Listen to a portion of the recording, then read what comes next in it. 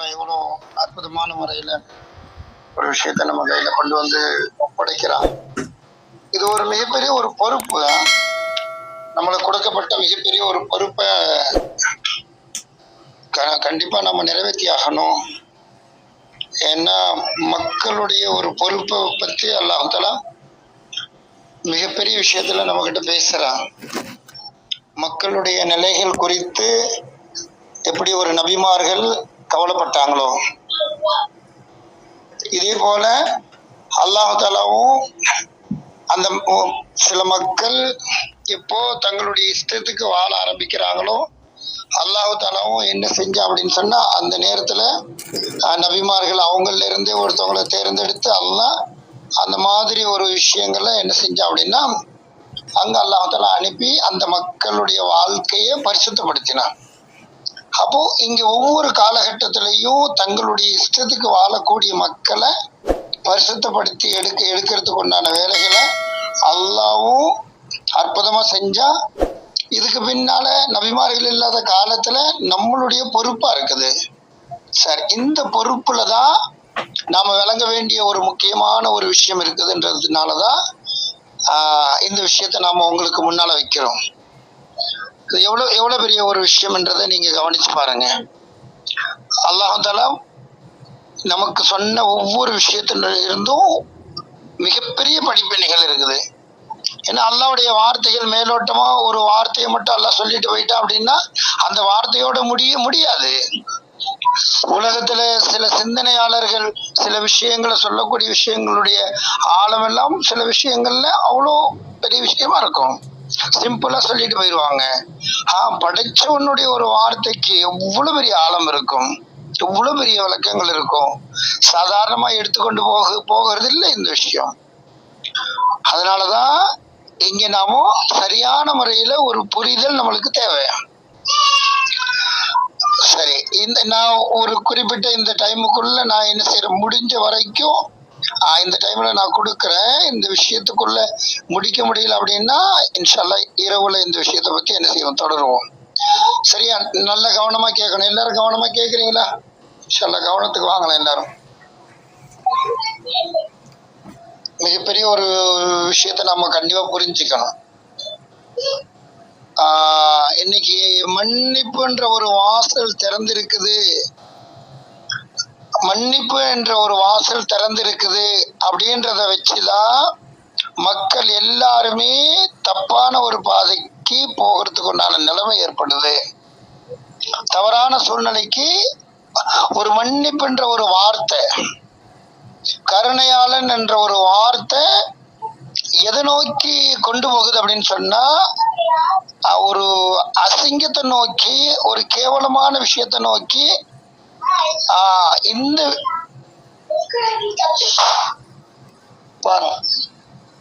பாருங்க எந்த அளவுக்கு மோசமான நிலைக்கு கொண்டு போயிட்டோம். அல்லாஹ்வே கருணையாளன் மன்னிப்பாளன் அது இல்லாமலாம் இல்ல, அல்லாஹ் அவன்தான். அல்லாஹ் மன்னிப்பாளன் தான், அல்லாஹ் கருணையாளன் தான். ஆனா அப்படி சொல்லி நம்ம என்ன செய்ய வர்றோம்?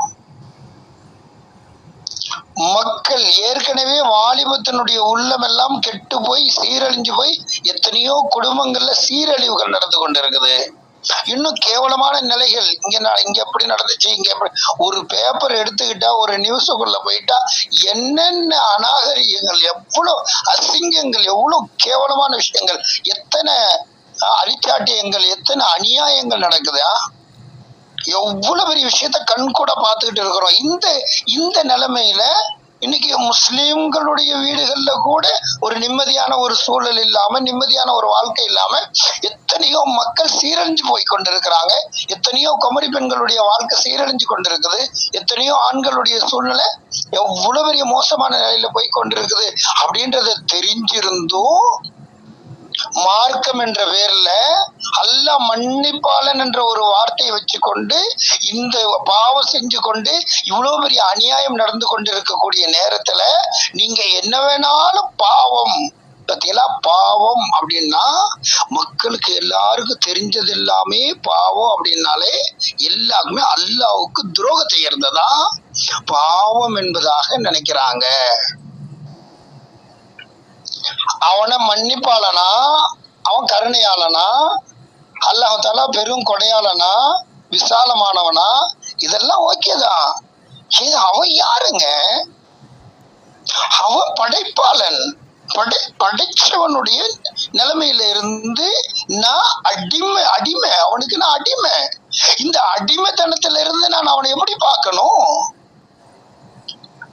மக்கள் ஏற்கனவே இவ்வளவு பெரிய அசிங்கங்கள் நிறைவேறி கொண்டிருக்கக்கூடிய நிலையில, ஒவ்வொரு குடும்பத்திலையும் சீரழிவுகள் நடந்து கொண்டிருக்கக்கூடிய இந்த நிலையில நீங்க எவ்வளவு வேணாலும் பாவம் செஞ்சாலும் பரவாயில்ல, வானத்தின் முகடு அளவுக்கு நீங்க பாவம் செஞ்சாலும் பரவாயில்ல. பாவம்னா முதல்ல என்ன? மக்களுக்கு கொடுத்துட்டோமா? மக்களுக்கு இந்த விஷயங்களை எல்லாம் மக்கள்கிட்ட கொண்டு போய் சேர்த்துட்டோமா? பாவம்னா என்னன்றதையே மக்களுக்கு கொடுக்கல. பாவம் மன்னிப்புனா என்னன்றதையே மக்களுக்கு கொண்டு போய் சேர்க்கல. ஆனா நீங்க வானத்தின் முகடு அளவுக்கு பாவத்தை செஞ்சாலும் நீங்க எவ்வளவு அளவுக்கு அல்லாஹ்வுடைய மன்னிப்புல என்ன நிராசையாகிறாதீங்களா? எவ்வளவு பெரிய ஒரு பயங்கரமான ஒரு நிலைக்கு இந்த மார்க்கம் தள்ளப்படுறதுக்கு காரணமா இருக்குது. இது எவ்வளவு பெரிய ஒரு பயங்கரமான நிலை தெரியுமா? இது புரிஞ்சுக்கணும். ஒரு பயங்கரத்தை நோக்கி நம்மளுடைய பிரயாணம். வாலிப பிள்ளைங்களுடைய நிலைமைய அறிஞ்சு ஸல்லல்லாஹு அலைஹி வஸல்லம் அவங்க எவ்வளவு அற்புதமா கவலையோட மக்களை பாதுகாத்த இந்த இஸ்லாத்துல இன்னைக்கு அப்படியே இன்னைக்கு அவங்களுடைய வேலையை செய்ய வேண்டிய நாமோ, எந்த கவலையப்பட்டு மக்களுக்கு அச்சமூட்டி எச்சரிக்கை செஞ்சு மக்களை பாதுகாத்தாங்களோ அந்த வேலையை செய்ய வேண்டிய நம்மளுடைய நிலைமை எப்படி ஆயிருச்சு? யார் மேலேயோ உள்ள குரோதம், யார் மேலேயோ உள்ள விரோதத்தன்மை, யாரையோ பிடிக்காத ஒரு நிலை, மக்களை எப்படி வழிகெடுக்கக்கூடிய வார்த்தைகளை வெளியாக்கிறது அப்படின்னு சொன்னா, யாரோ ஒருத்தவங்க பாவம் செய்யக்கூடாதுன்னு சொன்னா அவங்க மேல உள்ள குரோதம், நீங்க என்ன பாவம் செஞ்சாலும் அல்ல மன்னிப்பா. எப்படி ஆக்கிட்ட மார்க்கத்தை கொடுக்க வேண்டியனவும் ஏற்கனவே சீரழிஞ்ச சமுதாயம்.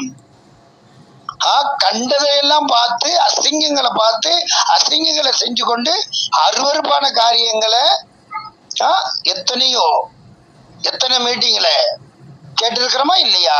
அசிங்கங்கள் செய்யறதுக்காக வேண்டி மேலப்பாளையத்துல இருந்து எந்த விஷயத்துக்காக வேண்டி லூத் அலைஹிஸ்ஸலாத்து வஸ்ஸலாம் கூட்டத்தார்கள் அழிக்கப்பட்டாங்களோ அதே விஷயம் இந்த மேலப்பாளையத்துல உள்ள சில வாலிபர்கள்கிட்டயும் அரங்கேறுதுன்றத அசிங்கங்களை பஜார் மேடையிலையும் பப்ளிக்கா சொன்னவங்க தான் நாமோ.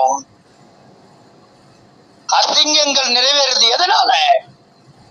ஏன் அல்லாஹ் தஆலா தான் என்ன பாவம் செஞ்சாலும் மன்னிப்பான்னு சொன்ன பின்னால அப்புறம் எங்க பாவம் செஞ்ச இவன்னா இப்படி எல்லாம் அசிங்கங்கள் இப்படி நிறைவேறுது? அல்லாஹ் தஆலா அழிச்ச சமுதாயத்துல என்ன விஷயம் நடந்துச்சோ அது இங்க மேலப்பாளையத்துல உள்ள சில வாலிபர்கள்கிட்ட இருக்குதுன்றது குதிக்க வேண்டிய அவசியம் இல்லையே. குதிக்கலாமா? பேச வேண்டிய அவசியமே இல்லையே. மார்க்கத்துலதான் என்ன பாவம் செஞ்சாலும் அல்லாஹ் வானத்தின் முகடு அளவுக்கு செஞ்சாலும் மன்னிப்பானே. அது விபச்சாரமா இருந்தாலும் பரவாயில்ல, அசிங்கங்களா இருந்தாலும் பரவாயில்ல, அருவருப்பா இருந்தாலும் பரவாயில்ல. பாவத்தை இப்படித்தான் நாங்க விளங்கி இப்படித்தான் நாங்க சொல்லி கொண்டு அலைகிறோம். எவ்வளவு பெரிய விஷயத்தினுடைய நிலை, எவ்வளவு பெரிய சீர்கேட்டுக்கு காரணமா இருக்கிறோம். மார்க்கம் என்ற பெயர்ல எவ்வளவு பெரிய சீர்கேட்டுக்கு காரணமா நாம் ஆகிறோம். ஒரு பாவத்திலிருந்து விளக்க வேண்டிய மக்களே பாவம் அப்படின்னு சொன்னா அதுல வேற பாவத்தை எவ்வளவு வேணாலும் செஞ்சா அல்ல மன்னிப்பானா? ஏற்கனவே நம்மளுடைய மனசுக்குள்ள பாவம் செய்யக்கூடிய நிலைமையில இருக்குது. இதுல வேற சொல்லிக்கிறாங்க நப்சே என்னது நப்சே அம்மாராவா, நப்சே லவ்வாமாவா, நப்சே முத்துமாயின்னாவா. அப்போ எல்லாருடைய மனநிலையும் பாவத்துல ஈடுபட்டு இருக்குது, பாவம் செய்யக்கூடிய நிலைமையில இருக்குது. இப்போ அல்லாஹ் தஆலாவுடைய விஷயத்துல முத்துமையின்னாக்கு கூட்டிட்டு போகணுமா? இந்த அம்மாராவிலேயே இருக்க வச்சு இருக்கிற மக்களை இன்னும் கொஞ்சம் கூட தூண்டி விட்டு என்ன செஞ்சாலும் அல்லாஹ் மன்னிப்பான்னு சொல்லணுமா? மக்களை எப்படி வழிநடத்த வேண்டிய மக்களுடைய வாழ்க்கை யார் மேலேயே உள்ள குரோதம் எப்படி ஆக்கிருச்சு பார்த்தீங்களா? மார்க்கத்தையே இப்படிப்பட்ட சீர்கேட்டுக்கு கொண்டு போகக்கூடிய நிலைமை உண்டாக்கிருச்சு. எவ்வளவு பெரிய ஒரு நிலைமை. பாருங்க இந்த எவ்வளவு எப்படி பாதுகாக்கணும் இந்த மார்க்கத்தை. எங்கெங்கயோ நடக்கக்கூடிய சீரழிவுகள், எத்தனையோ பெண்களை கேலி கிண்டல் பண்ணக்கூடிய வாலிபர்கள் உருவாயிட்டாங்க. அசிங்கங்களை அரங்கேற்றக்கூடிய சில சில நேரங்கள்ல உம்மாவை ஏமாத்துது புள்ள. ஏன் ஏமாத்துது? உண்மையிலே அல்லாவுடைய பயத்தை அந்த பிள்ளைக்கு கொடுத்திருந்தா உம்மாவை ஏமாத்தும் போது அல்லாஹ் பாக்குறான்ற பயம் வந்திருக்குமா இல்லையா? உம்மா கிட்ட சொல்லுது மதரசாக்கு போறேன்னு சொல்லிட்டு, இங்க வந்து பாய் ஃப்ரெண்டோட ஏறிக்கிட்டு எங்கேயோ பைக்ல சுத்திட்டு வந்துட்டு கரெக்டா மதரசா விடுற நேரத்துல இறங்கி வீட்டுக்கு போகுது. யாருக்கு தெரியும் இது? இது பாவமா? இது இதான் அல்லாஹ் மன்னிச்சிருவானே. நாங்க தான் கொடுத்துட்டோமே அவங்களுக்கு தான். அதெல்லாம் ஒண்ணும் இல்லை. அல்லாஹ் கருணையாளன், நல்ல மன்னிப்பாளன். தெரிய வரும்போது லவோன்னு அடிச்சுக்கிறாங்க.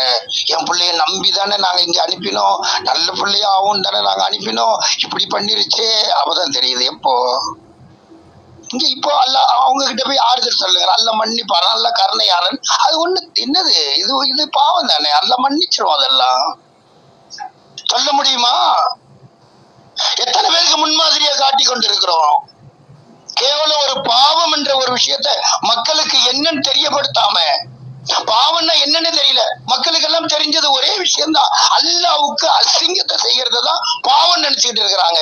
இந்த மக்களுக்கு முன்னால பாவம் செய்யுங்க அல்லாஹ் மன்னிச்சிருவான், பாவம் செய்யுங்க அல்லாஹ் மன்னிச்சிருவான். ஏங்க ஸல்லல்லாஹு அலைஹி வஸல்லம் அவங்க மன்னிப்பு தேடினாங்க. பாவம் செஞ்சுட்டா ஸல்லல்லாஹு அலைஹி வஸல்லம் அவங்க எந்த மன்னிப்பு கேட்டாங்களோ அதுதான் பாவம். ஸல்லல்லாஹு அலைஹி வஸல்லம் அவங்க எதுக்காக வேண்டி மன்னிப்பு கேட்டாங்க? ஸல்லல்லாஹு அலைஹி வஸல்லம் அவங்க மன்னிப்பு கேட்டாங்க. அங்க பாவம் எங்க இருந்துச்சு அவங்க கிட்ட? சஹாபாக்கள் பாவம் மன்னிப்பு கேட்டாங்க. சஹாபாக்கள் ஒவ்வொரு நாளும் பாவம் மன்னிப்பு கேட்டாங்க. பயந்தவர்களா வாழ்ந்து சொர்க்கத்துக்கு சுப செய்தி சொல்லப்பட்ட மக்கள். அவன்கிட்ட பாவம் இருந்துச்சா? பாவம் இல்லாத அந்த மக்கள், சொர்க்கத்துக்கு சுப செய்தி சொல்லப்பட்ட அந்த சஹாபாக்கள் என்ன பண்ணினாங்க? அல்லாஹ் இடத்துல இப்படி என்ன செஞ்சாங்க? பாவம் மன்னிப்பு கேட்டுக்கிட்டு இருந்தாங்க. எவ்வளவு பெரிய விஷயம் நம்ம விளங்கணுமா இல்லையா? இங்க ஒரு சிம்பிளான விஷயங்க, ஒரு ஒரு ஒரு சாதாரணமா புரியக்கூடிய விஷயம். இங்க பாவம் என்றது எப்படி நிகழும்? பாவம் என்றது எப்படி நிகழும்?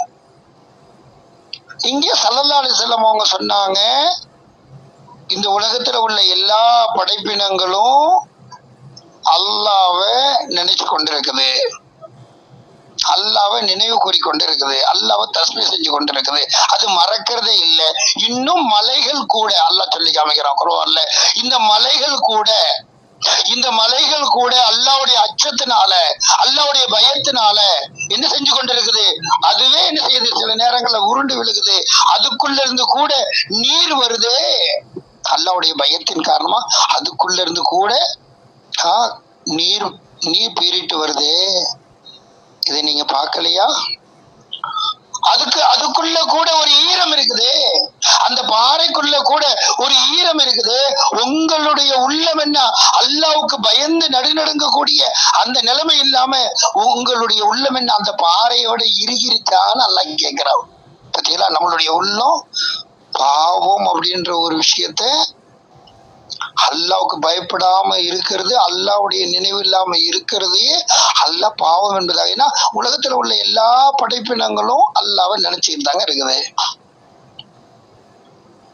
இந்த பாவத்தை சொல்லி கொடுக்கணுமா இல்லையா மக்களுக்கு? அல்லாஹ்வை மறக்கிறதே பாவம். ஏன்னா ஸல்லல்லாஹு அலைஹி வஸல்லம் சொன்னாங்க, உலகத்துல படைக்கப்பட்ட எல்லா படைப்பினங்களும் அல்லாஹ்வை நினைவுபடுத்தி கொண்டிருக்குது. அல்லாஹ்வை மறந்துட்டா அது அழிஞ்சிடும். அப்போ அல்லாஹ்வை மறந்துச்சுன்னா இந்த உலகத்துல தண்டிக்கப்படுது. அப்போ இங்க பாத்தீங்க அப்படின்னு சொன்னா இந்த விஷயத்தின் மூலியமா நாம விளங்க முடியும். ஸல்லல்லாஹு அலைஹி வஸல்லம் அவங்க இதை தெளிவா சொன்னாங்க, யாருடைய உள்ளத்துல அல்லாஹ்வுடைய நினைவு இல்லையோ அவங்களுடைய உள்ளம் இறந்த உள்ளம், செத்து போன உள்ளம். யாருடைய உள்ளத்துல அல்லாஹ்வுடைய நினைவு இருக்குதோ அது என்னது? உயிருள்ள உள்ளம் என்பதாக சொன்னாங்க. இப்ப சொல்லுங்க, நம்மளுடைய உள்ளத்துல எல்லாம் அல்லாவுடைய நினைவோடைய வாழ்றோமா? சொல்லுங்களேன், அல்லாவுடைய நினைவோடைய வாழ்ந்துட்டு இருக்கிறோம். எங்க செத்து போன உள்ளத்துல அப்ப என்னங்க வரும்? அல்லாஹ் மன்னிப்பான்ற ஒரு விஷயத்துக்குள்ள ஏன் வர்றோம்? அல்லாவுடைய நினைவு இருந்து அல்லாஹ் என்ன பாக்குறான்ற பயம் இருந்தா அல்லாஹ் நீ என்ன வேணாலும் செய் மன்னிப்பான்னு சொல்லுவோமா? உயிருள்ள உள்ளமா இருந்தா என்ன வரும்? இரையச்சம் தானே வரும். அந்த பாறை கூட பயப்படுதே, அதுக்கு அறிவே இல்லையே, பயப்படுதே. அதுக்குள்ள கூட ஈரம் இருக்குதே. அல்லாஹ் என்ன படைச்சிருக்கிறான், நான் அல்லாஹ்வுக்கு பயப்பட வேண்டாமான் அது என்ன செய்யுது? தண்டிக்கப்படாத ஒண்ணு பயப்படுது அப்படின்னு சொன்னா எனக்கு தண்டனை இருக்குதுன்னு அல்லாஹ் எச்சரிக்கை பண்றான். நீ மாறு செஞ்சவனுக்கு தண்டனை இருக்குதுன்னு அல்லாஹ் எச்சரிக்கை பண்றான். அப்ப நான் மறக்கலாமா? அந்த அல்லாஹ்வை மறக்கிறதே உள்ளம் செத்து போகிறதுக்கு அடையாளம். அங்கிருந்து என்ன வரும்? அப்போ உயிரோட்டமான விஷயங்களா வரும், உயிரோட்டமான விஷயங்களா வெளியே வரும். புரியணுமா இல்லையா? உள்ளத்துல அல்லாஹ்வுடைய அச்சம் இருந்தா, உள்ளத்துல அல்லாஹ்வுடைய அச்சம் இருந்தா எக்காரணத்தை கொண்டும் அல்லாஹ்வை மறக்க மாட்டோம். அல்லாஹ்வை நினைவுபடுத்தி கொண்டே இருக்கிறது தான். நீங்க தனிமையில நினைச்சா நான் தனிமையில நினைக்கிறேன், நீங்க மக்களோட கூட்டு சேர்ந்து மக்களுக்கு மத்தியில நீங்க என்ன பத்தி புகழ்ந்தால் நான் உங்களை விட உயர்ந்த மலக்குமார்கள் கிட்ட உங்களை பத்தி புகழ்றேன். வேணுமா வேணாமாங்க? அல்லாஹ்வுடைய உள்ளத்துல எப்பயுமே இடம் பிடிக்கக்கூடிய அந்த வாழ்க்கை நம்மளால வாழ முடியுமா முடியாதா? அல்லாஹ் தஆலா சொன்னானா இல்லையா? அவங்களுடைய குடும்பமோ, அவங்களுடைய தொழிலோ, அவங்களுடைய கொடுக்கல் வாங்கலோ, அவங்களுடைய வியாபாரமோ அல்லாஹ்வுடைய நினைவை விட்டும் அவங்கள திருப்பாது. அப்ப எது எங்க போனாலும் மனைவி மக்களோட இருந்தாலும் அல்லாஹ்வுடைய நினைவை விட்டும் அது திசை திருப்பாது. உள்ளம் அல்லாஹ்வுடைய தொடர்புல தான் இருந்துச்சு. பாத்தீங்களா? இப்படிப்பட்ட மக்கள் தானே முன்னுதாரணமா எடுக்கணும். இப்ப சொல்லுங்க, அல்லாஹ்வை மறக்கிறது பாவமா பாவம் இல்லையா? அல்லாஹ்வை மறக்கிறது பாவமா பாவம் இல்லையா? சொல்லுங்களேன், யார் லைன்ல இருக்கீங்க?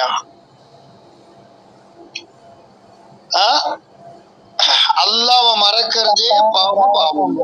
பாவம் தான் பாய், பாவம் தான் பாய். அப்ப இந்த பாவத்தை சொல்லி கொடுக்கணுமா இல்லையா மக்களுக்கு? எங்க சொன்னா பாவம்னாலே மக்களுக்கு தோன்றது என்ன? அசிங்கமும் என்னது கேவலமா. அத வேற நம்ம பாவம்னு மட்டும் சொல்லிட்டு கூட விடல. நீங்க எத்தனை முறை விபச்சாரத்தின் அந்த கேவலமான அந்த வார்த்தை வேற பயன்படுத்தணும். ஏற்கனவே ஸல்லல்லாஹு அலைஹி வஸல்லம் சொன்னாங்க, தவறான பார்வை கண் செய்யக்கூடிய விபச்சாரம், தவறான பேச்சு அது வாய் செய்யக்கூடிய விபச்சாரம், தவறான எண்ணம் உள்ளம் செய்யக்கூடிய விபச்சாரம், தவறான நடத்தை அது கால் செய்யக்கூடிய விபச்சாரம், தவறான கையால தொடுதல் அது கை செய்யக்கூடிய விபச்சாரம். இப்படி எச்சரிக்கை செஞ்சாங்க. இதே எச்சரிக்கை செஞ்சாங்க அப்படின்னு சொன்னா கேவலம் இன்னைக்கு எப்படி பேசுறோம்? ஒரு பாவம்னா என்னன்னு சொல்லி கொடுக்கணுமா இல்லையா மக்களுக்கு? அல்லாஹ்வுடைய நினைவு இல்லாம மறந்துட்டு வாழ்றது செத்த உள்ளத்துக்கு சமம். அதுவே மிகப்பெரிய பாவம். அந்த பாவத்தை மக்களுக்கு சொல்லி கொடுக்கணுமா இல்லையா? இதுக்கு தௌபா எவ்வளவு தேடணும்? ஒரு நாளைக்கு எத்தனை முறை தௌபா தேடணும்? எவ்வளவு மறக்கிறோம்? மறந்ததுக்கெல்லாம் அல்லாஹ் இடத்துல தௌபா தேடணும்னு சொல்லி கொடுங்களேன். பாவம் செஞ்சுட்டு தௌபா தேடினாங்களா? பாவம் செஞ்சுட்டு தௌபா தேடினாங்களா? இதான் சிறந்தவங்களா? எது மறந்ததையே பாவம் நினைச்சாங்க, அதனால தௌபா தேடினாங்க. மறக்கிறதே பாவம். யாராவது மறுக்க முடியுமா? அல்லாஹ்வை மறக்க இந்த உலகத்துல உள்ள எந்த ஜீவராசிகளும் மறக்கிறது இல்ல. நீங்க செய்யக்கூடிய இந்த அநியாயத்தின் காரணமா உடனுக்குடன் பிடிக்கிறதா இருந்தா இந்த உலகத்துல ஒரு ஜீவராசி இருக்காதுன்ட்டு அல்லாஹ். அப்போ இப்படி எச்சரிக்கை செஞ்சிருக்க. பாவம் என்ற ஒரு விஷயத்த ஒண்ணுமே விளங்கப்படுத்தாம பாவம் என்றது ஒன்னா, பாவம் என்றது அல்லாஹ் தடுத்த இந்த அசிங்கமான அருவருப்பான இந்த காரியம் மட்டும் பாவமா? அப்படித்தானே கொடுக்குற மக்களுக்கு. அவன் மக்கள் எல்லாம் என்ன செய்வாங்க? அவ்வளவு மக்களும் அசிங்கங்களை செய்யறதுக்கு யார் காரணமா இருப்பா? யார் காரணமா இருப்பா? ஒரே ஒரு நன்மையை நீங்க ஏவினீங்க, அதே நன்மை உங்களை கபருக்கு போன பின்னாலேயும் அதெல்லாம் யார் செஞ்சு கொண்டிருக்கிறாங்களோ உங்களை பின்தொடர்ந்து வந்து கொண்டே இருக்கும். ஒரு நன்மை உங்களுடைய பின்னாலேயும் அது உங்களை சேர்ந்து கொண்டே இருக்கும். ஆனா ஒரு தீமையை பரப்பினோம், ஒரு தீமை செஞ்சுட்டா, நம்மளுடைய பேச்சை கேட்டு ஒருத்தவன் அசிங்கத்தை செஞ்சுட்டு அதெல்லாம் இல்ல மன்னிப்பான்னு சொல்லிட்டு இன்னொருத்தவங்களுக்கு வழிகாட்டிட்டு போனா, இன்னொருத்தவங்களுக்கு வழிகாட்டிட்டு போனா, இப்படி எல்லாரும் அசிங்கங்களை செஞ்சுட்டு பாவம்னா என்னன்னே தெரியாம மக்கள் எவ்வளவு பரிதாபத்துக்குரியவங்க பாத்தீங்களா? மக்களுக்கு பாவம்னா என்னன்னு சொல்லி கொடுக்கவே இல்லை. மக்கள்லாம் பாவம்னா என்ன நினைச்சுக்கிட்டாங்க? இந்த தவறதான் பாவம்னு சொல்றாங்கன்னு நினைச்சுக்கிட்டாங்க. பாவம்னா என்னது? அல்லாஹ்வை மறக்கிறதே பாவம் என்றதுதான் அந்த மக்கள் பரிசுத்தவான்கள் என்ன செஞ்சாங்க? அல்லாஹ்வை மறக்கக்கூடிய ஒரு நிலைமையே பாவம் நினைச்சதுனாலதான் சொர்க்கத்துக்கு சுப செய்தி சொல்லப்பட்ட மக்களே பாவத்துக்கு என்ன பண்ணினாங்க? இந்த பாவத்துக்கு தௌபா தேடிட்டு இருந்தாங்க. அடுத்த கட்ட பாவம்னா என்ன தெரியுமா? அடுத்த கட்ட பாவம்னா என்ன தெரியுமா? அடுத்த கட்ட பாவத்தை பாருங்களேன். இப்போ நம்ம அடிக்கடி ஒரு உதாரணத்தை பத்தி சொல்லுவோம். அடிக்கடி நம்ம ஒரு உதாரணம் சொல்லுவோம். இந்த உதாரணத்தினுடைய நிலை என்னவா இருக்குது அப்படின்னு சொன்னா, ஒரு கடையில நாம வேலை பார்க்கிறோம். ஒரு கடையில வேலை பார்க்கிறோம். அந்த வேலை பார்க்கக்கூடிய நம்மளுடைய நிலை எப்படி இருக்குது அப்படின்னு சொன்னா, அவர் சொன்ன வேலையெல்லாம் நம்ம பார்த்துட்டு இருக்கிறோம். சொன்ன வேலையெல்லாம் பார்த்துட்டு இருக்கிறோம். Correct, okay. இப்போ அந்த முதலாளி நம்மளுக்கு சம்பளத்தை தருவாரு, கரெக்டா நடந்துக்கிட்டாரு, ஒன்னும் பிரச்சனை இல்லை. சொன்ன வேலையை செஞ்சா, இந்த சொன்ன வேலையை செய்யல, சொன்ன வேலையை செய்யல என்னங்க? இப்போ கடையில வச்சிருப்பாரா? கடையில வச்சிருப்பாரா? சொன்ன வேலையை செய்யலனா வேலையை விட்டு நிக்கிடுவாங்க. சொன்ன வேலையை இவன் செய்யல அப்படின்னா இப்படி வச்சிருக்க மாட்டாரு. இன்னொருத்தவனுக்கும் இவன் பாடமாகிருவான்னு சொல்லிட்டு அவனை வெளியேற்றிடுவாரு. அல்லாஹ் அப்படித்தான் சொல்லி காமிக்கிறான். பாரு, நான் நீ தீமை செய்யும் போது ஒரு கேவலமான ஒரு காட்சிய இந்த கண்ணால பார்க்கும்போது உன் கண்ணை குருடாக்க முடியாதா? பார்வையை நாம நினைச்சா போச்சிருப்போம். சூரத்து யாசீன் எடுங்க. உங்க கண்ணை பாவத்தை பார்க்கும்போது என்ன பண்ணிருப்போம்? போக்கிருப்போம். முன்னாலையும் போக முடியாம பின்னால போக முடியாத அளவுக்கு சிலைகளை அவங்களை ஆக்கியிருப்போம். ஏன் விட்டோம்? அவங்களுக்குன்னு குறிப்பிட்ட தவணை இருக்குது, அதனால தவிச்சு நீங்க திருந்துறதுக்காண்டி விட்டோம். நம்ம என்ன நினைச்சுக்கிட்டோம்? நாம தான் என்ன வேணாலும் செஞ்சுட்டு அல்ல மன்னிச்சிடுவான்னு சொல்லிட்டு விட்டுட்டான்னு நினைச்சுக்கிட்டோம். இங்க அல்லாவுடைய ஒரு பாவத்தினுடைய விளைவு அல்லாஹ் சொல்லி காமிக்கிறான். ஒரு பாவத்தை பார்த்துட்டு தப்பிச்சுக்கலாம் நீ நினைக்கிறியா? நீ தப்பிக்க முடியாது. நாம நினைச்சிருந்தா உன்னுடைய பார்வையை போக்கி மத்த மக்களுக்கு பாடமாக்கி இருப்போம். ஆனா நீ எங்க போயிருவ? நரகத்துக்கு போயிருவ. அதனால விட்டோம். அந்த நேரத்திலேயே பிடிச்சிருந்தா எங்க போயிருப்பான்? பாவத்தை பார்த்து கொண்டு இருக்கிற நிலையிலே ஒருத்தவங்களை எல்லாம் பிடிச்சிருந்தா, பாவத்துல மூத்தாகி இருந்தா கேவலமான நிலைக்கு அவன் ஆளாகி இருப்பான், நரகத்தை நோக்கி போயிருப்பான். அதனாலதான் அல்லாஹ் விடுறான். எவ்வளவு பெரிய கடுமையான எச்சரிக்கை அது. அது அசிங்கமான அந்த பாவம். நம்ம எல்லாம் அப்படிதான் அதெல்லாம் செஞ்சுட்டு தைரியமா அலையலான்னு பாக்குறோம். அதனாலதான் பாவம் என்ற ஒரு விஷயத்த பொதுவா கொடுத்துட்டோம். ஆனா இங்க என்னது? ஒரு கடையில வேலை பார்க்கிறோம். அந்த கடைக்காரர் ஒருத்தர் ஏவினார் ஒரு விஷயத்த, இதை செய்ப்பா, அதை செய்யாம இருந்தாலே கழுத்து பிடிச்சு வெளியில தள்ளிடுவார். சரியா? இது இல்லாம அந்த கடையில உள்ள பொருளை தூக்கி போட்டு உடைச்சோம். கடையில வச்சிருப்பாரா முதலாளி? கடையில வச்சிருப்பாரா? சம்பளம் கொடுப்பாரா? சம்பளம் கொடுப்பாராங்க?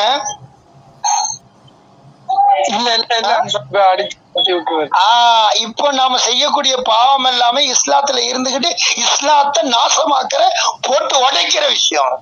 பொய் சொல்லாம வாழ்ந்த மக்கள். ஒரே ஒரு ஹதீஸ் நாங்க எப்படி எடுப்போம் தெரியுமா?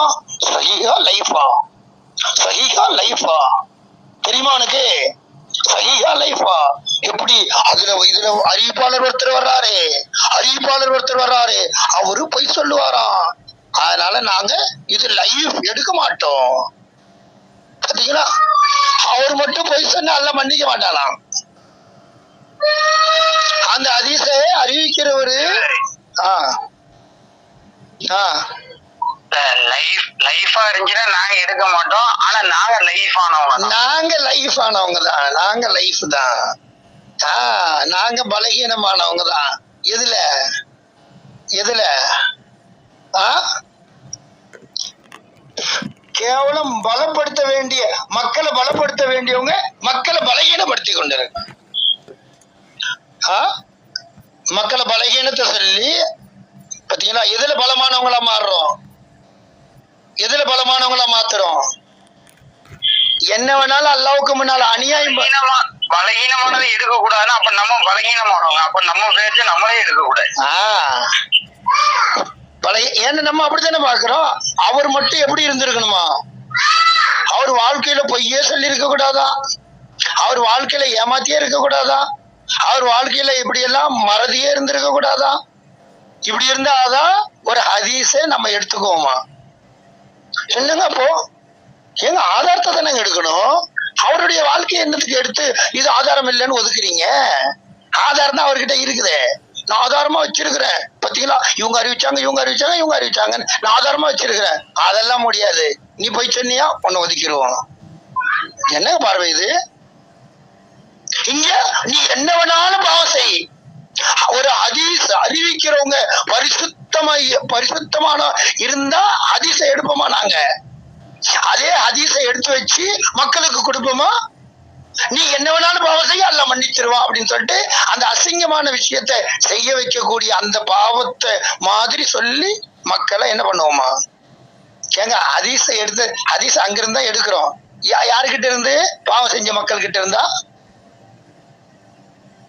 பாவம் செஞ்ச மக்கள் கிட்ட இருந்தா. பாவம் செஞ்சா அல்லாஹ் மன்னிப்பான்ற ஹதீஸை எங்க இருந்து எடுத்தோம்? யாருக்கிட்ட இருந்து எடுத்தோம்? பாவம் செஞ்சா மன்னிப்பான்ற ஹதீஸை இன்னைக்கு மக்கள் கிட்ட சொல்றோமா இல்லையா? எங்க இருந்து எடுத்தோம்? அந்த மக்கள் அதே விஷயத்தை செஞ்சிருந்தா இவங்க எடுத்திருப்பாங்களா? இந்த ஹதீஸை அறிவிக்கிறவங்க அதே செயலை செஞ்சிருந்தா இவங்க ஒரு ஹதீஸை எடுத்திருப்பாங்களான்னு கேட்டேன். இல்ல சாரி பாய். கற்பனை. அப்ப அவங்க கிட்ட இருந்து மட்டும் எந்த பாவமும் வந்திருக்க கூடாதான். ஒரு பொய் கூட வந்திருக்க கூடாதான். ஏமாத்தி ஒரு ஒரு ஜீவராசி கிட்ட கூட ஏமாத்துதல் இருந்து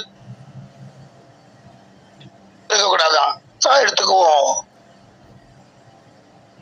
பார்த்த ஆதாரம். இங்க வாழ்க்கை கிழிஞ்சு போய் என்னது நீ என்ன வேணாலும் பாவம் செய்யன்னு அவங்க கிட்ட இருந்து எடுத்த ஹதீஸ அவங்களுக்கு எதிராக மக்களுக்கு கொடுக்கிறோம். இதுக்கு பேர் பாவம். மக்கள் ஏமாந்த மக்கள் என்ன செய்வாங்க? ஏமாந்த மக்களுடைய நிலைமை என்னவா மாறும்? மக்களுக்கு என்ன தெரியும்? மார்க்கத்தை இதுவரைக்கும் விளங்காமலே வந்தாச்சு.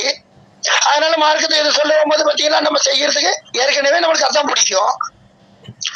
தொழில்னா கூட என்ன எவ்வளவு தொழில்னாலும் இன்னொரு நன்மையான காரியத்தை செஞ்சுட்டா அதெல்லாம் மன்னிச்சிடும். அப்போ எங்க நிறைவேற்ற முடியும்? இரையச்சம் என்ற இந்த விஷயமே அடி வாங்கிருமே. அப்ப எந்த மக்களை நாம எப்படி பாக்குறோம்? எவ்வளவு பெரிய நிலையில இந்த விஷயம் இருக்குதுன்றதை பாருங்க. அப்போ ஒரு கடையில வேலை பார்க்கக்கூடிய ஒருத்தர் அந்த கடையில உள்ள பொருளை தூக்கி போட்டு உடைச்சாரு அந்த கடைக்காரருக்கு எதிரா. இதே போலதான் அல்லாஹ் தஆலா இதை நீங்க செய்யாதீங்க, இதை தடுத்து கொள்ளுங்க, இப்படி செய்யுங்கன்னு சொல்லிட்டு அல்லாஹ் நம்மளுக்கு ஏவி இருக்கிறான். அப்ப ஏவல் விலக்கல் என்றது நம்மளை சார்ந்தது. இது நம்ம கையில கொடுக்கப்பட்டது. ஏவலும் இருக்குது, விலக்கலும் இருக்குது. அந்த ஏவல் விலக்கலை இந்த உலகத்துல உள்ள யாருமே என்ன செய்ய முடியாது, பொய்யாக்கவும் முடியாது. யாராலையும் ஹராம் ஹலால் அது கண்டிப்பான முறையில் அல்லாஹ் தஆலா நம்ம கையில கொடுத்தது. இந்த ஏவல் விலக்கலை நாம என்ன செய்யணும்? எடுத்து நடந்தே ஆகணும். ஏவினது பிரகாரம் தான் நடக்கணுமே தவிர விலக்கலின் பிரகாரம் எடுத்து நடக்க கூடாது அப்படின்றதுல இந்த உலகமே ஒத்து போகக்கூடிய நேரத்துல அல்லாஹ் விலக்கின காரியத்தை கூட செய்யலான்னு சொல்லிட்டு சொல்லக்கூடிய அளவுக்கு பாவத்தை விலக்கின விஷயத்துக்கு போட்டுறோம். எதெல்லாம் அல்லாஹ் தஆலா விலக்கி வச்சிருக்கிறானோ இது இது வந்து என்னுடைய கட்டளைக்கு புறமானது, எப்படி அந்த முதலாளிக்கு எதிரானது, இது செய்யக்கூடாதுன்னு சொல்லி இருக்கிறாரு. அது அந்த பாட்டிலே தூக்கி போட்டு நொறுக்கிறோம் கடையில. இதான் இஸ்லாம். அல்லாவுடைய மார்க்கத்தை உடைக்கிறது இது, அல்லாவுடைய மார்க்கத்தை சீர்குலைக்கிறது இது. ஸல்லல்லாஹு அலைஹி வஸல்லம் மாயிஸ் ரலியல்லாஹு தஆலா அன்ஹு அவங்க வந்து இந்த பாவத்தை வெளிப்படுத்தி சொல்லும்போது எல்லா மக்களும் என்ன நினைச்சுக்கிட்டாங்கன்னா, அந்த சஹாபியே பாவம் செஞ்சாங்க பாத்தீங்களா, எவ்வளவு தைரியமா சொல்றதுக்கு, எவ்வளவு பெரிய அநியாயம் தெரியுமா இது. சஹாபியே பாவம் செய்யலையா? எல்லாரும் வந்தவங்க எல்லாம் மீட்டிங்ல வந்து அந்த சஹாபியே என்ன செய்யல, அவச்சாரம் செய்யலையா? யார் அது? ஒரு சஹாபின்னு சொல்லிட்டு அவங்கள போய் இப்படி கேவலப்படுத்தலாமா? அவங்க என்ன பண்ணினாங்க? தான் செஞ்ச விஷயத்த அல்லாஹ் கிட்ட மன்னிப்பு தேடி அல்லாஹ் மன்னிப்பான்னு போகவே இல்லை. போனாங்களா? நம்ம சொல்ற மாதிரி எத்தனை முறை வேணாலும் செய்ய அல்லாஹ் மன்னிச்சிருவான் போனாங்களா? அந்த சஹாபி எதிரானது அது. யாரெல்லாம் மன்னிப்பான்னு சொன்னாங்களோ அதுக்கு எதிரானது அந்த சஹாபி செஞ்சது. இந்த உலகத்துல உள்ள யாரும் தைரியமா செஞ்சுட்டு அல்லாஹ் மன்னிச்சிருவான்னு மறுமைக்கு போய் நின்றாதீங்க. இந்த உலகத்திலேயே பரிசுத்தப்படுத்திட்டு போங்க. எல்லாரையும் நிக்க வச்சு கல்லால அடிச்சு என்ன கொல்லுங்க. இந்த மக்களுக்கு பாடமா இருக்கிறேன்னு பாடமாயிட்டு போனாங்க. எப்படி எடுத்துக்கிட்டோம்? இத எப்படி எடுத்துக்கிட்டோம்? எவ்வளவு சின்ன சின்ன பசங்க சொல்றானுங்க, மாயிஸ் அவரு பாவம் செய்யலையா? என்ன யாரு அவங்க? முழு உலகத்துக்கும் அறியாமையில அவங்க என்ன செஞ்சுட்டாங்க, அதை வெளிப்படுத்துறாங்க.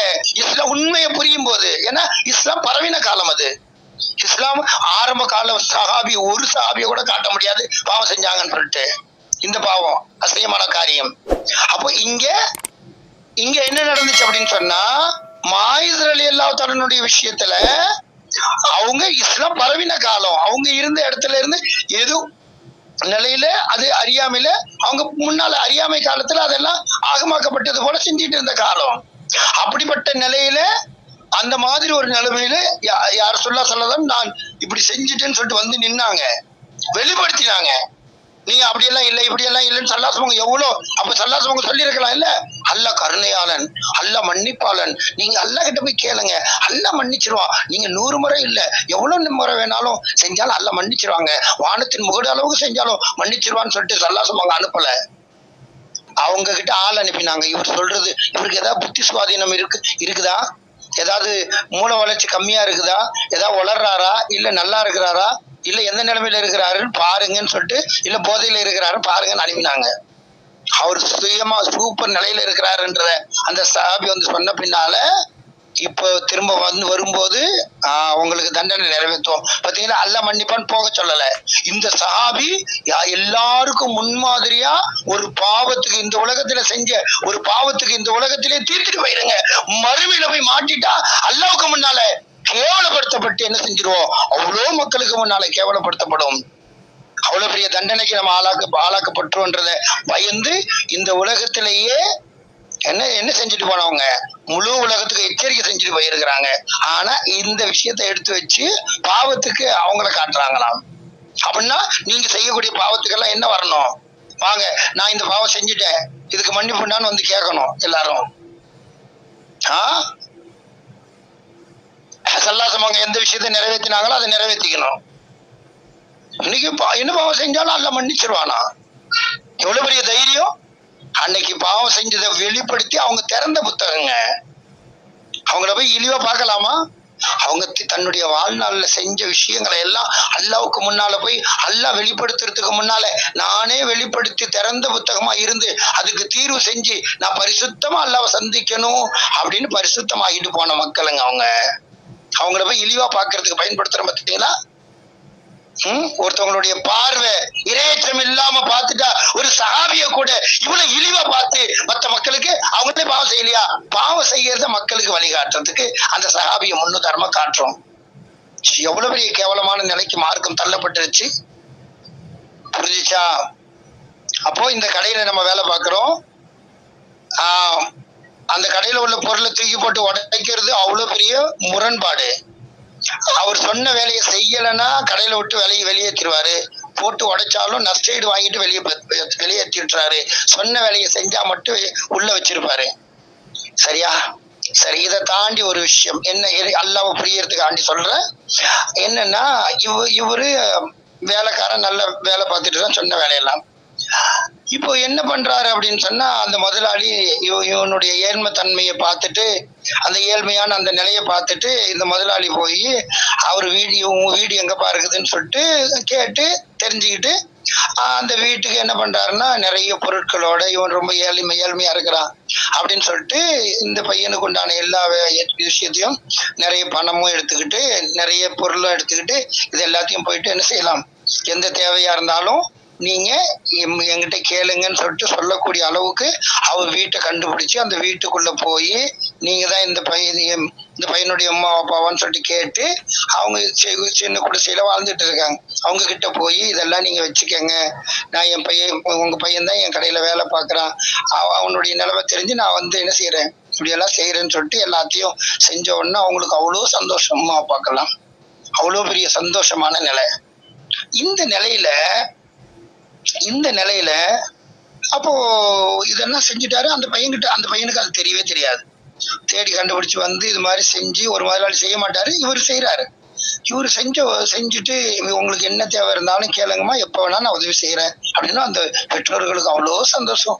எப்படிப்பட்ட தங்கமான முதலாளி அப்படின்னு சொல்லிட்டு புகழ்ந்து அவரை அனுப்பி வச்சாங்க. அவர் வந்துட்டாரு.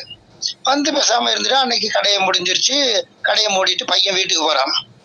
வீட்டுக்கு போனா வீட்டுல அம்மா அப்பாவுக்கு அவ்வளவு சந்தோஷம். உனக்கு விஷயம் தெரியுமா, ஒன் முதலாளியாமே, அந்த முதலாளி நம்ம வீட்டுக்கு தேடி வந்தாரு, இதெல்லாம் கொண்டு வந்து தந்தாரு பாரு, எவ்வளவு பொருள் கொண்டு வந்து தந்திருக்காரு, எவ்வளவு விஷயத்த நமக்காண்டி செஞ்சிருக்கிறாரு, இதோட நம்மளுக்கு செலவுக்கு பணமும் தந்திருக்கிறாரு, உனக்கு சம்பளமும் தந்து இதெல்லாம் எக்ஸ்ட்ரா தந்திருக்கிறாரு பாத்தியாப்பா, அப்படியான்னு கேட்டுக்கிட்டான். அப்படியான்னு கேட்டுக்கிட்டு முதலாளியை பத்தி இப்போ அந்த முதலாளி இப்போ இன்னைக்கு வேலைக்கு போயிட்டு வந்த அந்த பையனுடைய உள்ளத்துல இப்போ அந்த முதலாளி நேத்து இருந்த முதலாளி மாதிரி இப்ப இருப்பாரா? இந்த பையனுடைய உள்ளத்துல சொல்லுங்க பாப்போம், எப்படி இருப்பாரு? நேத்து இருந்த மாதிரி இருப்பா அவனுடைய உள்ளத்துல இந்த முதலாளி? எப்படி இருப்பாரு இந்த முதலாளி? இல்ல கூடி இன்னும் ஆர்வமா அடுத்தடுத்து வேலை செய்யணும், இன்னும் இவருக்கு அந்த முதலாளிக்கு எவ்வளவு விசுவாசமா நடக்கணும் அப்படின்னு அவனுடைய உள்ள எப்படி ஏங்கி இருக்கும். என்னுடைய முதலாளி இப்படி செஞ்சுட்டாரான்னு சொல்லிட்டு அவன் எப்படி பூரிப்பு அடைஞ்சிருப்பான். அதை பார்த்து அவனுக்கு எவ்வளவு பெரிய சந்தோஷம். சம்பளம் தர்றதே பெருசு நான் பாக்குற வேலைக்கு, அது இல்லாம இப்படி எல்லாம் செஞ்சிருக்கிறாரான்னு சொல்லிட்டு அவன் பார்த்து எவ்வளவு பூரிப்பு அடைஞ்சிருக்கணும். இப்போ அவன் மறுநாள் காலையில என்ன பண்றான் அப்படின்னு சொன்னா, இப்ப கடை திறக்க போறான். கடையில முதலாளி கடையை திறந்து கல்லாவில உட்கார்ந்து இருக்கிறார். அந்த இதுல உட்கார்ந்து இருக்கிறாரு, டிராவ பக்கத்துல உட்கார்ந்து இருக்கிறாரு அவருடைய இடத்துல. இந்த பையன் இப்ப போறான். எப்படிங்க பாப்பா? இப்போ அந்த முதலாளி இந்த பையனை பாக்குறாரு. இந்த பையன் எப்படி பாப்பான்? எப்படி பாப்பான்? எப்படிங்க பாப்பா? எப்படி இருக்கும் இந்த பார்வை? நேற்று இருந்த பார்வையா? இல்ல நம்பிக்கையுடைய அந்த முதலாளிய அந்த முதலாளி எப்படி எதிர்பார்த்து இருப்பாரு, அந்த ஆச்சரியத்தை அந்த பையனுடைய முகத்துல இருந்து எப்படி எதிர்பார்த்து இருப்பாரு. அப்போ அந்த பையன் வந்து அவ்வளவு முதலாளின்னு போது அப்படியே விசுவாசமா அப்படியே பணியிற மாதிரி அவன் நடந்திருக்கணுமா இல்லையா? ஆனா இந்த பையன் என்ன பண்ணினான் அப்படின்னு சொன்னா, அவர் வந்து செஞ்சதை எல்லாம் கேட்டு வச்சுக்கிட்டு எல்லாம் பண்ணிட்டு அவரு இந்த பையனை பாக்குறாரு அப்படின்னு சொல்லிட்டு திருப்பிட்டு அவன் என்ன செய்யல, கண்டுக்கவே இல்லை அவரை முதலாளிய. ஒரு சிரிப்பு கூட சிரிக்கல, கண்டுக்கவே இல்லை. இவன் பாட்டுக்கு எந்த வேலை செய்யணுமோ அந்த வேலையை போய் செஞ்சான், கண்டுக்கவே இல்லை. அது முதலாளி அப்படி ஒரு விஷயத்த செஞ்சதுன்ற அந்த விஷயமே அவனால என்ன செய்யல, அவன் அப்படி கண்டுக்காம அப்படி முதலாளி பார்க்க முதலாளி அப்படி ஒரு சிண்டி விட்டுட்டு என்ன செஞ்சுட்டான், முகத்தை கடுகடுப்பா வச்சுட்டு போய் வேலை பார்க்க போயிட்டான். இப்படி இருந்தா அந்த முதலாளியினுடைய உள்ளம் எப்படி இருக்கும் சொல்லுங்க? முதலாளியினுடைய உள்ளம் எப்படி இருக்கும்? எப்படிங்க இருக்கும்? நன்றி கூட இல்லாத அளவுக்கு இருக்கானு அப்படின்னு. அந்த முதலாளி எந்த அளவுக்கு இவனுக்கு செஞ்சாரோ அது அப்படி வெறுப்பாரா இல்லையா? வேலைக்கார பையன், அந்த வேலைக்கார புத்தி, அந்த வேலைக்கு மட்டும்தான் சம்பளம், இவனுக்கு வேற எதுவும் செய்யணுமா அப்படின்ற விஷயத்துக்குள்ள அவரு திரும்ப அந்த பையனுக்கு எதுவும் செய்ய மாட்டாரு. இப்ப இதுவே எவ்வளவு பெரிய விஷயம். இவனுடைய உள்ளத்துல இப்படிப்பட்ட விஷயத்த நினைச்சு எப்படி இருந்திருக்கணும். இப்ப சொல்லுங்க, அல்லாஹ்வை எனக்கு தெரியவே இல்லை, அல்லாஹ் தான் நம்மளை படைச்சான்ற பத்தி அறியவே இல்லை. இப்ப நம்மளுக்கு தெரிய வருது, நான் ஒண்ணுமே இல்லாம இருந்தேன், அற்பத்துளியா இருந்தேன், அல்லாஹ் ரத்த கட்டியா சதை கட்டியா இப்படி எல்லாம் மாத்தி என்ன ஒரு உருவம் மாத்தி உயிரை கொடுத்து என்ன இந்த உலகத்துக்கு வர வச்சு எனக்கு காதை கொடுத்து கண்ணை கொடுத்து இவன் உள்ளத்தை கொடுத்து இப்படி எல்லாம் எல்லா விஷயத்தையும் பாக்குறதுக்கு முன்னால எல்லா விஷயத்தையும் எனக்கு தந்தானே. கை பிடிக்கிறதுக்கு அழகான கைகளை தந்து, நடக்கிறதுக்கு கால்களை கொடுத்து, அறிவுக்கு சிந்திக்கக்கூடிய மூளையினுடைய நரம்பை கட் பண்ணாம அழகான முறையில சிந்திக்கக்கூடிய அறிவை கொடுத்து இப்படி எல்லாம் கொடுத்திருக்கிறானே. நான் கேட்டேனா? நான் தாயினுடைய வயிற்றுக்குள்ள வச்சு எத்தனையோ குழந்தைகள் கண் பார்வை இல்லாம, எத்தனையோ குழந்தைகள் வாய் பேச முடியாம, எத்தனையோ குழந்தைகள் எப்படியோ உடல் எல்லாம் சூம்பி போய் எப்படியோ பிறக்கும் போது என்னை இவ்வளவு நல்ல முறையில அல்ல வெளிவர வச்சானே அப்படின்ற ஒரு விஷயத்த இவன் அறியும் போது, இவனுக்கு அல்லாஹ் தஆலா தந்த இந்த நியாமத்துகளை தெரியப்படுத்தி இவன் அறியும் போது, என்னுடைய ரப்பு அல்லாஹ் எனக்கு எவ்வளவு பார்த்து நான் கேட்கவே இல்லை, எனக்கு இப்படிப்பட்ட பாக்கியத்தை தந்திருக்கிறானே அப்படின்னு உணர்ந்து பார்க்கும்போது எனக்கு என்ன, அவன் என்ன சொல்றது, அவனுக்கு நான் மாறு செஞ்சுட்டு போவேன்னு சொல்லிட்டு நன்றி கெட்டத்தனமா நடக்கிறது இருக்குதே, இது பாவம் இல்லையா? இது பாவம் இல்லையா? சொல்லணுமா இல்லையா? அல்லாஹ் உனக்கு கண் பார்வையை தந்து உன்னை குருடாக்கிட்டா ஏதாவது உன்னை பார்த்திருக்க முடியுமா? உன்னையே நீ பார்த்திருக்க முடியுமா? நீ எந்த கலர்ல இருக்கிற, எந்த வடிவத்துல இருக்கிற, இந்த இருட்டு வெளிச்சம் அதுன்னு ஏதாவது தெரியுமா உனக்கு?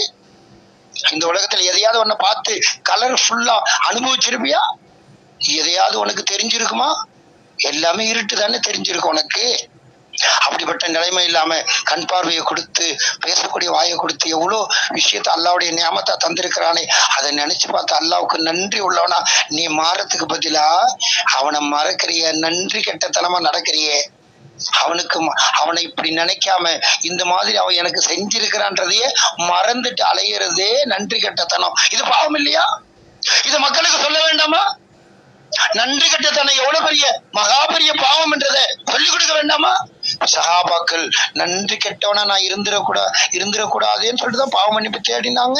சொர்க்கத்துக்கு சுபிச்சேதி சொல்லப்பட்ட மக்கள் ஸல்லல்லாஹு அலைஹி வஸல்லம் அவங்க பாவ மன்னிப்பு கேட்டாங்க.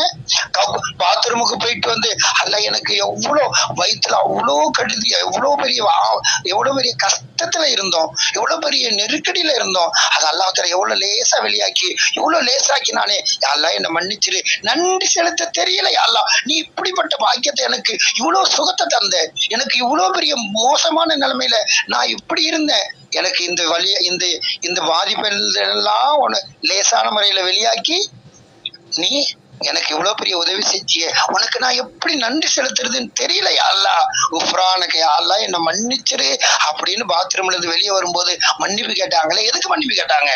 பாவமா செஞ்சாங்க உள்ள போய். நன்றி உள்ள அடியானா நான் இருக்க வேண்டாமான்னு சொன்னாங்களே, நன்றி செலுத்தி முடிக்க முடியல யா அல்லாஹ் இப்படிப்பட்ட பாவிய மன்னிச்சிரு. பாத்தீங்கன்னா பாவியாம், நன்றி செலுத்தாததே பாவம்னு சொன்னாங்க. இன்னும் அடுக்கடுக்கா இருக்குது பாவத்துல, இன்னும் அடுக்கடுக்கு. இதையெல்லாம் மக்களுக்கு சொன்ன பின்னாலதான் நீ பாவம் செஞ்சுட்டு தௌபா தேடு, நீ தான் சிறந்தவன் சொல்லணும். அடுத்தடுத்து இருக்குது. நான் 2 தான் சொல்லி இருக்கிறேன், இன்னும் ஏராளமா இருக்குது. எத்தனை இருக்குதுன்னு பாருங்க. தொடரும் இன்ஷா அல்லாஹ். லுஹருக்கு டைம் ஆச்சுன்னு சொல்லிட்டு முடிக்கிறோம். அஸ்ஸலாமு அலைக்கும் வரஹ்மத்துல்லாஹி.